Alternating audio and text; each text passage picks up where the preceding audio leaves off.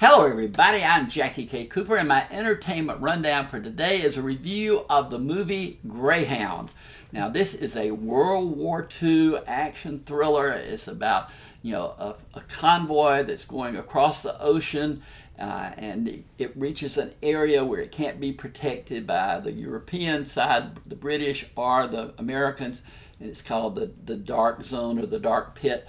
And it's when they are completely on their own, and there are U-boats and submarines that are, want to destroy the convoy.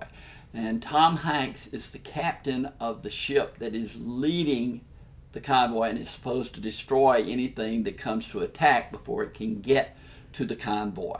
And it's this one trip, through this dead zone or dark zone where they're not protected that makes up the focus of the movie. And this is a film where you've got a whole crew of people on the ship. Tom Hanks is the captain, and his is the only person that you really get a feel for, what the backstory is. We know that he has a romantic interest. She's played by Elizabeth Shue. She's waiting for him after the war is over. And we know that Tom Hanks' character is very religious. He gets on his knees and says his prayers and asks for guidance and wisdom, and then before any meal he always has a blessing for the meal. So his faith is based into his character.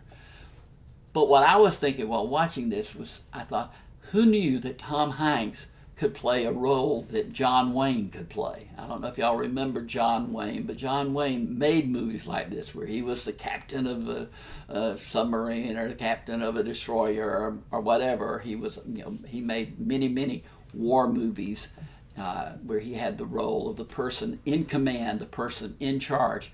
And in this film, Tom Hanks' character is the person in command, in charge. He tells he's the one who hollers out the orders of which way to turn the ship to avoid torpedoes, which actions he has to take to be aggressive toward pursuing a U-boat or whatever. But he is the man in charge. I was fascinated by the fact that whenever he would holler out an order, then there would be a guy standing there who would repeat the order, and then it would come into the command station. The captain might be on deck, but it was that repeat, almost like an echo effect as it went through.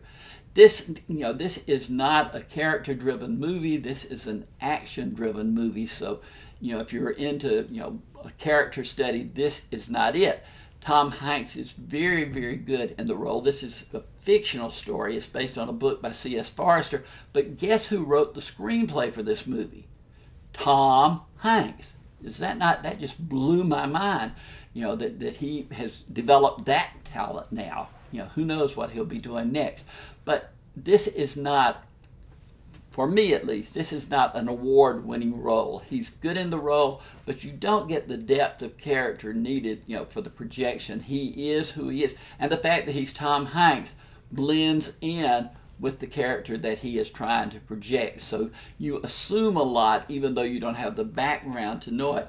You assume a lot just because it's Tom Hanks playing the role. Tom Hanks has just got this huge reputation based on his other work, and then stories that we hear about his personal life that have built up this image. I will say this: I've interviewed him in the past. He was one of the hardest interviews I ever had. I just never clicked with him to accomplish it. The film is rated PG-13 because there is profanity and violence. I scored it 7 out of 10. It is action-packed all the way through. It's well photographed. Again, with Tom Hanks in the lead, that is a plus. So 7 out of 10. Hit the subscriber button. Come on board with us. We'd love to have you as part of the gang and here for every video review that we give. But for today, this has been Jackie K. Cooper's Entertainment Rundown with the review of Tom Hanks in Greyhound.